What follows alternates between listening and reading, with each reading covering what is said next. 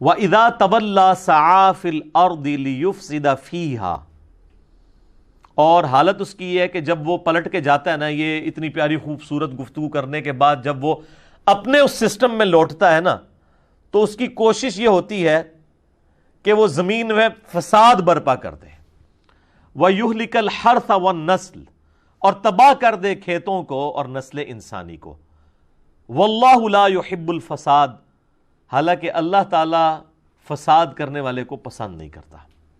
حتیٰ کہ آپ بخاری مسلم اٹھا کے دیکھیں، نبی علیہ السلام نے میدان جنگ میں بھی عورتوں کے قتل سے، بچوں کو قتل کرنے سے منع فرمایا۔ اسی طریقے سے جو بچے اور عورتیں اور مرد بھی میدان جنگ میں لڑنے کے لیے مسلمانوں کے خلاف نہیں آئے تو ان کو قیدی بنانے سے، ان کو غلام اور لونڈیاں بنانے سے بھی منع کیا ہے۔ یہ جو لونڈی اور غلام کا سسٹم ہے، یہ ان لوگوں کے بارے میں جو لڑنے کے لیے آئے ہوئے ہوں، ان کی بھی ایون جو لڑنے والی عورتیں ہیں نا، ان کو بھی عورتوں کو لونڈیاں بنایا جائے گا، قتل نہیں کیا جائے گا۔ اچھا، ایک ترجمہ اس آیت کا وَإِذَا تَوَلَّى کا مطلب ہے کہ جب انہیں حکومت ملے۔ ایک تولا ہوتا ہے منہ پھیر کے جانا، ایک یہ ہے کہ وہ متولی بنایا جائے کسی جگہ کا، ایسا شخص جس طرح ہمارے کئی حکمران ہیں، وہ یعنی اب تو میرا خیال ہے اس وقت جو ہم جس سسٹم سے گزر رہے ہیں اس میں تو آپ دیکھ سکتے ہیں کہ اس وقت ہمارے جو موجودہ پرائم منسٹر صاحب ہیں، اگر آپ ان کی پرانی ویڈیوز لگا کے دیکھیں تو لگتا تھا کہ یہ یعنی اس نیشن کے نجات دہندہ اور منجی اور ہادی اور جو بھی آپ القابات کہہ سکتے ہیں نا، تو وہ یہ بن کے آئے ہیں۔ لیکن اب جو ان کے اپنے ساتھ کے وزراء کے سکینڈل سامنے آ رہے ہیں اور کیا کچھ سامنے آ رہا ہے، تو اب بالکل ہمارے جیسے جو آپٹیمسٹک قسم کے لوگ ہیں نا، وہ بھی پیسمسٹک ہو چکے ہیں کہ یار یہ تو کچھ نظر آ رہا ہے کہ کچھ بھی نہیں بننا، ہر چیز ہی الٹ چل رہی ہے۔ تو اسلام جو ہے وہ حکومت کو اللہ کے تابع اور اس کے فرامین کے تابع رکھنا چاہتا ہے۔ اسلام میں مقصد حکومت حاصل کرنا نہیں ہوتا، اور اسلامی حکومتیں جو ہیں وہ غیر اسلامی حکومتوں سے ممتاز ہی اسی بنیاد کے اوپر ہے کہ وہ اللہ کے احکامات کی پیروی کرتے ہیں۔ ہم لوگ جو ہے وہ کسی بھی مسلمان حکمران کی حکومت کو اسلامی حکومت سمجھ لیتے ہیں۔ اس اعتبار سے تو ماشاءاللہ ہماری اتنی حکومتیں رہی ہیں، پوری دنیا زیر زبر کی ہے ہم نے، لیکن اس طرح کے حکمرانوں کو ہم اس اعتبار سے نہیں دیکھ سکتے کہ یہ کوئی اسلامی حکومتیں ہیں۔ ہم ان کو بڑے بڑے لیڈرز کے طور پہ بھی اپنے حکمرانوں کو جنگجو قسم کے لیڈرز کو پیش کرتے ہیں، جس طرح آج کل آپ دیکھ رہے ہیں کہ پوری پاکستانی قوم کو جو ہے وہ ایک ڈرامے کے پیچھے ہماری حکومت نے لگا دیا ہے۔ ارطغرل ڈرامہ جو ٹرکی کا ڈب کیا ہے، وہ پی ٹی وی جس کے سبسکرائبرز جو ہے بمشکل 400-500 کے سے اوپر نہیں جاتے تھے، 1 ملین تک بھی کبھی نہیں پہنچے، اس ڈرامے کی وجہ سے انہوں نے نیا چینل بنایا اور 4 ملین سے زیادہ ہو چکے ہیں سبسکرائبر۔ تو اور پوری قوم جو ہے وہ اب یہ ڈرامہ دیکھ رہی ہے، اور اب انہوں نے جو نیا شیڈیول اس کا دیا ہے نا، اس شیڈیول کے اندر تو یہ ڈرامہ جتنی اس کی قسطیں ہیں نا، سیزن 1 2 3، اور وہ کہہ رہے ہیں کہ ہفتے میں 3 دن اس کی ایک ساتھ لگا کریں گی، فرائیڈے کو اور اس کے بعد سیچرڈے کو، سنڈے کو۔ یہ تو 3 سال تک، یعنی یہ حکومت ختم ہونے تک انشاءاللہ آپ جو ہے نا جنہوں کہنے آرے لگے رہو گے تسی، ٹھیک ہے؟ تو آپ بس اب کوئی پرابلم ہو تو کوئی مسئلہ نہیں، آپ ارطغرل ڈرامہ دیکھیں، آپ کے پرابلم ختم ہو جائیں گے۔ یعنی دنیا کا سب سے بڑا مسئلہ یہ بنا دیا ہوا ہے۔ حالانکہ یہ جو اس قسم کے مسلمان جنگجو، ہم ان کے اخلاص میں کوئی شک نہیں کرتے، تاریخ اسلام بھری پڑی ہے ایسے لوگوں سے، لیکن اگر آپ یہ فورس ہی کریں گے، ان کو رول ماڈل کے طور پہ پیش کریں گے کہ کوئی یہ اسلامی حکومتیں بنا کے گئے ہیں، تو ایسا نہیں تھا۔ ہاں، مسلمان حکومتیں ضرور بنائی ہیں انہوں نے، اور مسلمانوں کے دفاع کے لیے کوششیں ضرور کی ہیں۔ جس طرح ایک قوم کو اپنی، یعنی قوم میں کوئی ڈومیننٹ بندہ ہوتا ہے، اسے اپنی قوم کے ساتھ ایک محبت ہوتی ہے نیچرل، تو وہ اس کے لیے کوشش کرتا ہے۔ لیکن اسلامی حکومتیں نہیں تھیں ان لوگوں کی، نہ سلطنت عثمانیہ کی حکومت اسلامی تھی، اگرچہ انہوں نے بڑے بڑے کارنامے کیے ہیں، لیکن اگر آپ ان کے آفیشل جو آئین انہوں نے بنائے ہوئے ہیں، سلطان محمد فاتح کو آپ دیکھیں، یہ 7واں سلطان تھا سلطنت عثمانیہ کا، جس نے وہ قسطنطینیہ فتح کیا، اردو میں ہم قسطنطنیہ بول دیتے ہیں، کانسٹنٹائن انگلش میں بول دیتے ہیں، یعنی رومن امپائر کا جو گڑھ تھا، جو اس وقت استنبول سٹی ہے ٹرکی کا، یعنی آپ دیکھ لیں کہ نبی الاسلام کی وفات کے بعد آلموسٹ 800 سال تک کوئی اسے فتح نہیں کر سکا، اور اس کی عمر صرف 25 سال تھی اس نے فتح کیا. جب 25 سال کیا عمر ہوتی ہے؟ بمشکل 25 سال. لیکن جب اس نے آئین بنایا تو اس نے یعنی اس میں لکھوایا کہ کوئی اگر میرے بعد جو سلطان بنیں گے تو جھگڑے کو ختم کرنے کے لیے جو سلطان بن جائے تو وہ اپنے چھوٹے بھائیوں کو قتل بھی کروا سکتا ہے، اور یہ آفیشلی آئین کا حصہ قرار دے دیا گیا، تاکہ جو ایک بڑا قتل و غارت ہونا ہے کہ ایک چھوٹا بھائی علیحدہ فوج بنا لے گا، اس سے چھوٹا علیحدہ بنا لے گا، تو بہتر یہ ہے کہ جو بھی سلطان بنے نا پہلے ہی تخت نشین ہو کے نا وہ جو جن کے اندر جراثیم موجود ہے نا ان کو ختم کروا دے، اور یہ آئین کا حصہ بنوا دیا. ایک طرف اتنا بڑا کارنامہ اور دوسری طرف حکمرانی والا جو انداز ہے وہ اسی طریقے سے. لہٰذا یہ جو فتوحات کو پیش کرنا یا یہ کہنا کہ جی ایک چھوٹا سا کائی قبیلہ جو ہے وہ اٹھ کے تو وہ تینوں بر اعظموں کے اوپر چھا گیا، یعنی پہلے ارطغرل، اس کا پھر بیٹا عثمان جس کے نام کے اوپر وہ سلطنت عثمانیہ، یا چونکہ وہ عربی کو جب ہم اردو میں لکھتے ہیں نا تو عثمان لکھا جاتا ہے نا تو ٹی ایچ کے ساتھ، تو وہ اوٹمان اور اوٹومانم امپائر اس طریقے سے وہ بن گئی، گریٹ اوٹومانم امپائر. حالانکہ وہ سلطنت عثمانیہ ہے تو اس کو انگلش میں وہ اس طریقے سے پروناؤنس کر دیتے ہیں. تو اگر اسی طریقے سے امپائرز کو ہی آپ نے دلیل بنانا ہے تو سر تاریخ انسانی کے اندر سب سے بڑی جو امپائر تھی نا وہ برٹش امپائر تھی. انسانیت کی تاریخ میں اتنی بڑی کبھی کوئی امپائر نہیں رہی ہے، نہ صحابہ کرام کی، نہ تابعین کی، نہ تبع تابعین کی. ان کو بھی اتنی بڑی حکومت نہیں ملی جتنی بڑی حکومت انسانی تاریخ میں، یا نبی علیہ السلام سے پہلے بھی رومن اور پرشین امپائرز بھی اتنی بڑی امپائرز نہیں تھی. انسانی تاریخ میں سب سے بڑی جو امپائر ہے نا وہ برٹش امپائر ہے، جہاں پہ سورج ہی غروب نہیں ہوتا تھا. آسٹریلیا پورا ان کے پاس، نیچے امریکہ پورا ان کے پاس، ادھر سے افریقہ ان کے پاس، اور ماشاءاللہ انڈیا پاکستان پہ تو ویسے ہی ان کی حکومت تھی.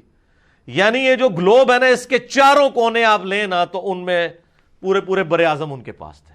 تو سورج غروب کہاں سے ہونا ہے؟ پاکستان، انڈیا، بنگلہ دیش کے ایگزیکٹ نیچے امریکہ ہے، اور آپ ادھر آ جائیں 90 ڈگری کے اوپر تو آسٹریلیا ہے، ادھر چلے جائیں تو افریقہ ہے.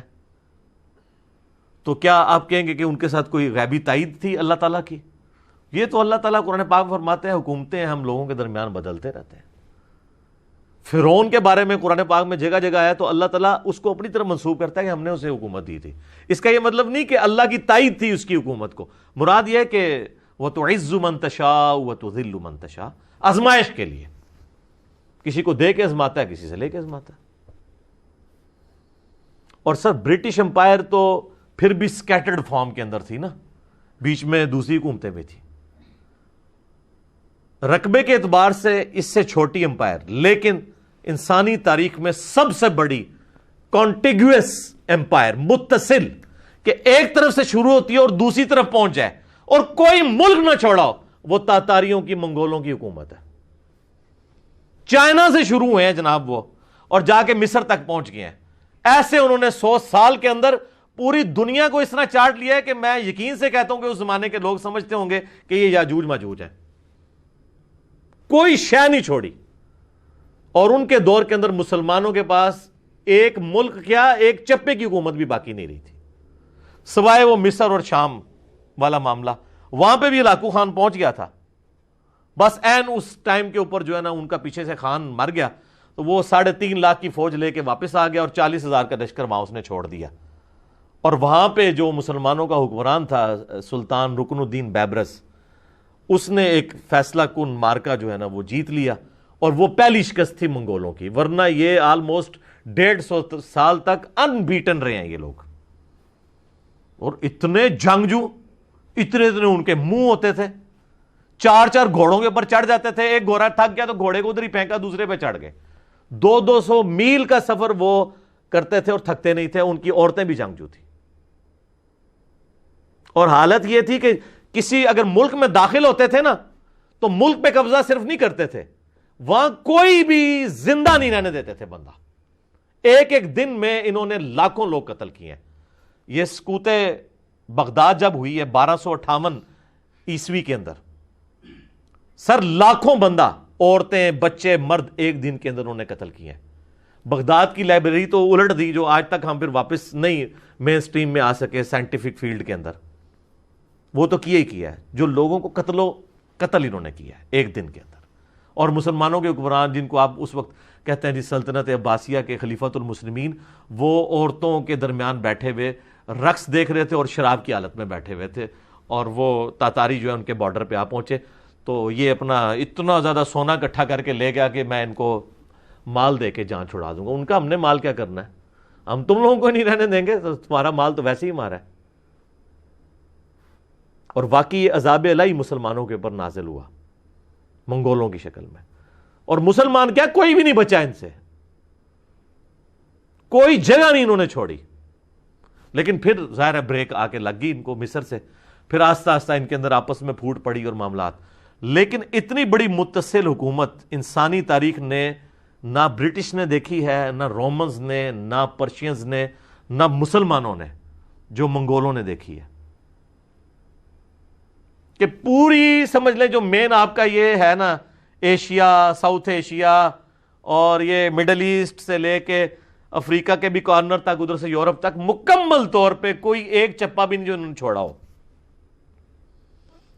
لیکن حالت ان کی یہی تھی جو ہم سورۃ البقرہ میں آیت نمبر 205 میں پڑھ چکے ہیں کہ وَإِذَا تَوَلَّا سَعَىٰ فِي الْأَرْضِ لِيُفْسِدَ فِيهَا وَيُهْلِكَ الْحَرْثَ وَالنَّسْلَ وَاللَّهُ لَا يُحِبُّ الْفَسَادَ. ایٹیچیوڈ یہ تھا، قتل کر دیتے تھے. اس لیے آپ دیکھیں کہ اتنی بڑی حکومتیں، مسلمانوں سے بڑی حکومتیں ان لوگوں نے اویل کی، چنگیز خان نے اور اس کی اولاد نے. لیکن آج ان کا کوئی فالوور نہیں دنیا کے اندر. ہاں صرف آپ ایک ہسٹری کے طور پہ پڑھ لیں، آپ یوٹیوب پہ جا کے لکھیں سیکرٹ ہسٹری آف منگولز، تو آپ کو پتہ چلے گا کہ اس طرح ایک جھونپڑی میں رہنے والا شخص پوری دنیا اس نے فتح کر لی. سکندر اعظم تو اس کے مقابلے میں چوزا بھی نہیں تھا، جتنی بڑی اس نے سلطنت فتح کی چنگیز خان نے. لیکن اثرات کوئی نہیں چھوڑے. لیکن دیکھیں مسلمانوں کے پاس ایک چپا بھی زمین نہیں رہی تھی. آج دیکھ لیں پھر دوبارہ 57-58 ملک ہے مسلمانوں کے پاس. لیکن یہ نہیں ہوا کہ اسلامک ریولوشن ختم ہو گئی ہو. اسلامک ریولوشن چونکہ کتاب اللہ یعنی وحی کی تعلیمات کے اوپر ڈیپینڈنٹ تھی، ایک بڑی شخصیت جس نے انسانیت کے اوپر اثرات چھوڑے اپنے اخلاق، کردار کی وجہ سے، یعنی محمد رسول اللہ صلی اللہ علیہ وآلہ وسلم، ہمارے ماں باپ ان پہ قربان ہو. تو اس طرح کا لیڈر تو ان ریولوشنز کے پاس تو کوئی نہیں تھا نا، جنگجو تھے. اور یہی چیز آپ علیہ السلام کو اور باقی جنگجوؤں کو اس میں فرق کرتی ہے کہ نبی علیہ السلام نے انسانیت پہ اثرات چھوڑے ہیں. اس لیے ہم کہتے ہیں کہ انقلاب ہوا جو نبی علیہ السلام نے برپا کیا ہے. آج دنیا کی ہر گلی میں آپ کو انقلاب نظر آتا ہے.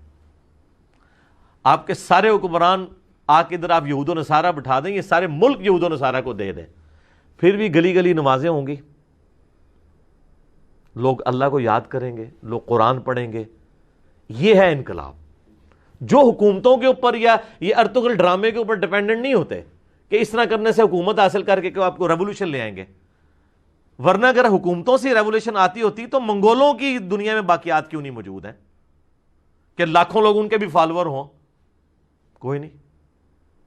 برٹش بھی دیکھیں کدھر سورج ہی غروب نہیں ہوتا تھا. آج جناب پاکستان کے ایک صوبے جتنی جگہ ہے ان کے پاس، کیوں جی اتنی ہے نا، کیا حالت رہ گئی ان کی. لیکن انقلاب ہوا جو نبی علیہ السلام نے برپا کیا.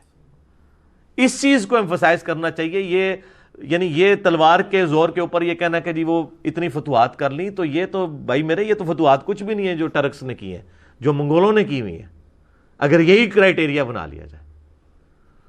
اور یہاں پہ دیکھ لیں جب ہم لوگوں کو کہا کرتے تھے نا یار یہ جو عمر سیریز بنی ہے سیدنا عمر کے اوپر، تو یہ دیکھیں آپ عرب والوں نے جو قطر والوں نے بنائی ہے، اہل سنت نے، یوسف القرضاوی حفظہ اللہ تعالی، آلموسٹ 90 ایئرز ان کی ایج ہے، وہ اس کے کنسلٹنٹ ہیں، اور ان کے شاگرد دنیا میں سب سے بڑے اسلامک ہسٹورین ڈاکٹر علی سلابی وہ اس کے کنسلٹنٹ ہیں. یہ وہ علماء ہیں کہ جن کے پائے کا کوئی عالم نہیں ہے دنیا میں. حدیث میں، تاریخ میں، قرآن کی تفسیر میں، یہ بڑے لوگ ہیں. مفتی اعظم قطر ہیں یہ یوسف القرضاوی صاحب. ان لوگوں کی کنسلٹینسی کے اندر یہ فلم بنی ہے جس میں ٹرو اسلامک ریولوشن دکھائی گئی ہے. اس وقت مولوی کہتے تھے جناب یہ کیا جی، یہ لوگوں کو فلمیں دیکھنے کا مشورہ دے رہا ہے. آج وہ سارے کے سارے مولوی صرف اس لیے کہ سلطنت عثمانیہ جو ہے وہ چونکہ فقہ حنفی پہ مبنی تھی، اب وہ ان ڈراموں کے فضائل بتا رہے ہیں. آپ دیکھ لیں بریلویوں کے، دیوبندیوں کے نام نہیں لیتا، سارے مفتی سامنے آ گئے اور وہ لوگوں کو ارطغرل ڈرامے کے فضائل و برکات بتا رہے ہیں کہ جی اس سے تو بڑا جناب وہ جو ہے دنیا پریشان ہے اس کی وجہ سے، یہ کیا ہو گیا. سر دنیا کو کوئی فرق نہیں پڑتا. جس طرح آپ لوگوں کو پتہ ہی نہیں چلا کہ سوشل میڈیا کے ذریعے ہم آپ لوگوں کے گھروں کے اندر داخل ہو گئے ہیں اس دعوت حق کو لے کے، نبی صلی اللہ علیہ وآلہ وسلم کی. آج آپ سب چیخ رہے ہیں لیکن آپ سے بات نکل چکی ہے. ہمارے پاس کوئی مسجد نہیں، کوئی مدرسہ نہیں، ٹھیک ہے، کوئی اسٹوڈنٹ نہیں اس طرح کے جو لانچ کر دیں. آپ کے ایک ایک فرقے کے 40-50 ہزار مدارس ہیں، لاکھوں میں علماء ہیں اور ملینز میں اسٹوڈنٹس ہیں. وہ سارے ہماری ویڈیوز دیکھ رہے ہیں، اکثریت ان میں سے. تو پریکٹیکلی تو حکومت ہمارے پاس تو کچھ بھی نہیں ہے. حقیقت بات ہے، ہم تو کسی مسجد میں امام تو بڑی دور کی بات ہے، ہمیں تو مقتدی کی حیثیت سے کھڑا ہوتے ہوئے ڈر لگتا ہے کہ ہمیں کہیں گے بھائی ادھر سے نکلو. لیکن بے تاج بادشاہ بنے ہوئے. کیوں؟ کہ وقت کو بھانپ لیا کہ اس وقت ضرورت کیا ہے. تو میرے بھائی اس وقت ارطغرل ڈرامے کی ضرورت نہیں ہے، لوگوں کو اس کتاب کے ساتھ جوڑنے کی ضرورت ہے، اس شخصیت کے ساتھ جوڑنے کی ضرورت ہے جس پہ یہ کتاب نازل ہوئی ہے. اس کو بھی اللہ تعالیٰ نے سورۃ البقرہ میں فرمایا نا، ھدی للناس وبینات من الہدی والفرقان. یہ کتاب وہ ہے جو انسانیت کے لیے ہدایت ہے، کسی ایک گروہ یا طبقے کے لیے نہیں. وبینات من الہدی، اور اس میں ہدایت کے روشن دلائل ہیں، والفرقان، اور یہ حق اور باطل میں تمیز کرنے والی کتاب ہے. اور صحیح بخاری میں حدیث ہے محمد فرق بین الناس، محمد صلی اللہ علیہ وآلہ وسلم بھی لوگوں میں حق اور باطل میں تمیز کرنے والے. تو آپ الفرقان اس کتاب، اور یہ کتاب جو کتاب جس کو کہتے ہیں مجسم محمد رسول اللہ صلی اللہ علیہ وآلہ وسلم کی مبارک ذات، اس کے ساتھ لوگوں کو جوڑے، وہ ریولوشن ہے. حکومتیں حاصل کرنے سے کچھ نہیں ہوتا، فتوحات کرنے سے کیا ہوتا ہے؟ کچھ بھی نہیں ہوتا. باقی جو نیگیٹو اعمال ہیں وہ بھی چلتے رہے آپ کے سامنے کہ کیا کچھ یہ لوگ کرتے رہے. تو میں مجھے بڑے لوگ کہہ رہے تھے ابھی بائی چانس چونکہ یہ آیات آ گئی سورۃ البقرہ کی، تو مجھے یہ ذہن میں بات آ گئی کہ یہ ڈرامے لگانا چھوڑیں اس قوم کے ساتھ، ٹھیک ہے نا. پوری قوم کو ڈرامے کے پیچھے لگایا ہوا ہے. اور جناب وہ کہ جی سعودیہ والوں نے پابندی لگا دی ہے. جی اس سعودیہ میں تو ملوکیت ہے، ان کو اس سے کوئی غرض نہیں ہے، انہوں نے تو پابندی لگانی ہے نا، ٹھیک ہے. بات یہ وہ پابندی اٹھا بھی لیں تب بھی کوئی اسلام کی خدمت تو اس کے ذریعے کوئی نہیں ہو رہی ہے، ٹھیک ہے. سعودیہ کی حکومت کو تو ہم ویسے ہی کنڈیم کرتے ہیں کہ ہم تو کہتے ہیں کہ ٹرو اسلامک ڈیموکریسی ہونی چاہیے. یہ کسی خاندان کا کام نہیں ہے کہ وہ تلوار کے زور کے اوپر جو ہے وہ مسلط ہو جائے عوام الناس کے اوپر اور ان سے جینے کا حق بھی چھین لے، اور جو مسلمانوں کو جو مختلف مکاتب فکر کے لوگ ہیں ان کو اپنے اسکول آف تھاٹ کے مطابق دین پریکٹس کرنے سے روک دے. اس طرح تو نہیں ہونا چاہیے. علمی اختلاف کریں، آپ اجازت دیں سب کو، لیکن وہاں انہوں نے اسٹرکٹ کیا ہوا ہے سلسلہ.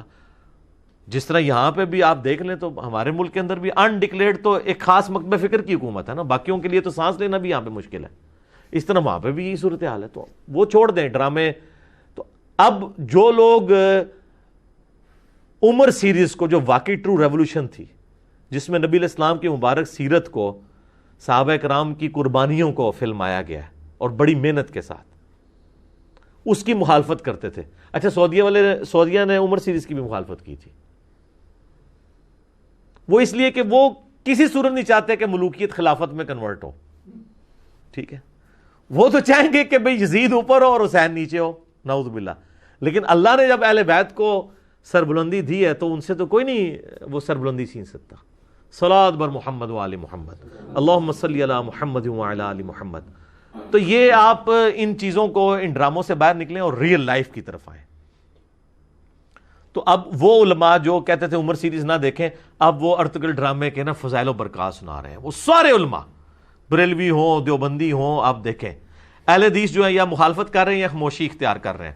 ان کا تو مسئلہ سعودیہ ہے، ان کو تو اس سے کوئی غرض نہیں ہے کہ ڈرامے کے اندر کیا دکھایا گیا. ان کا مسئلہ کچھ اور ہے، کیونکہ انہوں نے تو عمر سیریز کی بھی مخالفت کر دی تھی، حالانکہ سیدنا عمر تو کامن پرسنالٹی ہے نا، تو وہ ان کا مسئلہ ڈیفرنٹ ہے۔ ادھر بھی اب وہ کہہ رہے ہیں کہ جی ہم نوجوانوں کو جناب وہ مشورہ دیں گے کہ جو فلمیں دیکھتے ہیں وہ یہ دیکھ کے سوئیں، چلیں یہی دیکھ لیں۔ تو سر اس کی بجائے نا ان کو بتائیں کہ آپ نے دیکھنا ہے نا تو آپ عمر سیریز دیکھیں، آپ نے دیکھنا ہے آپ اصحاب کہف دیکھیں، ٹھیک ہے جی، پیغمبر یوسف کے اوپر جو بنی ہوئی ہے ڈاکومنٹری وہ آپ دیکھیں، وہی مشورہ دینا، ٹھیک ہے۔ ادھر صرف چونکہ وہ اپنے ایک فرقے کو پروموٹ کرنا تھا کہ جی وہ چونکہ سلطنت عثمانیہ میں فقہ حنفی مکمل طور پہ رائج تھی، پھر ان لوگوں نے خانہ کعبہ شریف کے اندر 400 سال تک تقریباً 4 مصلے رکھے، یہ تو سعودی حکومت نے آ کے اٹھائے ہیں، یہ سعودی حکومت کا ایک ایسا کام ہے جو اپریشیٹ کرنا چاہیے۔ اور اب میں نے پیش گوئی کی ہے کہ قیامت تک 4 مصلے نہیں ڈال سکتے، کیوں؟ 4 کیسے ڈلیں گے؟ حنفی 2 ہیں، حنفی بریلوی اور حنفی دیوبندی، کس کا مصلہ ڈالے گا؟ اور ان کے اختلاف جو ہے وہ کس نوعیت کا آپ کو پتہ ہے؟ تو اب یہ جو لوگ کہتے تھے نا کہ 4 اماموں کے اوپر اجماع ہوا ہے، اسی اجماع کی بنیاد پہ انہوں نے جو ان کا سو کالڈ بند کمرے والا اجماع، اسی اجماع کے بنیاد کے اوپر انہوں نے 4 مصلے حرمین میں ڈالے تھے۔ اجماع ٹوٹ کیسے گیا؟ اجماع پہ تو اللہ کا ہاتھ ہوتا ہے۔ المستدرک الحاکم میں صحیح سند سے حدیث ہے 399 نمبر کہ نبی صلی اللہ علیہ وآلہ وسلم نے فرمایا اللہ تعالیٰ میری امت کو کبھی بھی گمراہی پر جمع نہیں ہونے دے گا، جماعت پہ اللہ کا ہاتھ ہے۔ اگر یہ جماعت پہ اللہ کا ہاتھ ہے اور آپ یہ کہتے ہیں یہ اجماع امت تھا 4 مصلوں والا، یہ ہاتھ اٹھ کیوں گیا اب؟ اور ایسا اٹھا ہے کہ اب دوبارہ ہوگا بھی نہیں، کنفرم کر، آپ دیکھ لیں، آپ ووٹنگ کروا لیں۔ دیوبندی بریلوی کیا یہ بھی ماننے کے لیے تیار نہیں ہوں گے کہ 1 سال مصلہ جو ہے وہ حنفی دیوبندیوں کو دے دیا جائے اور حنفی بریلویوں کو 1 سال دے دیا، اس پہ بھی تیار نہیں ہوں گے، کیونکہ ان کے بزرگوں نے جو اسلامی خدمات کر دی ہیں نا۔ اعلیٰ حضرت نے 1905 میں جو کتاب لکھی ہے حسام الحرمین، جس میں انہوں نے لکھا ہے کہ علماء دیوبند کے بارے میں کہ یہ لوگ بالاجماع اسلام سے خارج ہیں، مرتد ہیں، اور ان کے اسلام میں یعنی ان کے کفر میں شک کرنے والا بھی جو ہے نا وہ کافر ہے۔ تو واجب القتل لکھ دیا انہوں نے دیوبندیوں کو، کروڑوں کو۔ اور اس کے جواب میں جب 1906 کے اندر خلیل احمد سہارنپوری نے اس کتاب کا جواب دیا تو لکھا المہند علی المفند کتاب لکھی، اس کے اندر لکھا کہ احمد بریلوی اور ان کی جماعت پورا ایک شیطانی لشکر ہے جو ہم علماء دیوبند رضی اللہ عنہم پر حملہ آور ہو گیا، 14ویں صدی کے مولوی رضی اللہ عنہم۔ تو جب اس لیول کا اختلاف ہو تو ایک مصلح حنفی ڈال سکتا ہے؟ تو یوٹیوب پہ میرا ایک کلپ دیکھ لیں، خانہ کعبہ میں 4 مصلے، کیا امام کعبہ حنبلی ہیں؟ تو آپ کو پتہ چل جائے گا۔ اب یہ منہ چھپاتے پھرتے ہیں، کہتے نہیں وہ بس وہ حکمت کے تحت اٹھا دیے۔ حکمت کون سی؟ اجماع کہاں سے ٹوٹ گیا آپ کا؟ تو اس کا مطلب وہ اجماع نہیں تھا، اجماع نہیں ٹوٹا کرتا، اجماع اور نہ اجماع بدلا کرتا ہے۔ اجتہاد بدل سکتا ہے، اجماع نہیں بدلتا، اجماع چلتا ہے اسی طریقے سے، اجماع کو کوئی نہیں توڑ سکتا۔ تو بات کہاں سے کہاں نکل گئی، میں نے بائی چانس اس کے اوپر ڈسکشن کر دی ہے، کیونکہ کئی لوگ ہم سے رابطہ بھی کر رہے تھے جی اس ڈرامے کے اوپر کیا ریکارڈ کروائیں جی، کچھ کراؤ جی ڈرامہ لایا تواڈے نال، چھوڑ دیو اللہ دے بندے، اس ڈرامے نو چھوڑو، تسی کتاب و سنت کی تعلیمات کی طرف آئیں اور نبی صلی اللہ علیہ وآلہ وسلم کی مبارک ذات کے ساتھ لوگوں کو چھوڑیں۔ ٹھیک ہوگا جی؟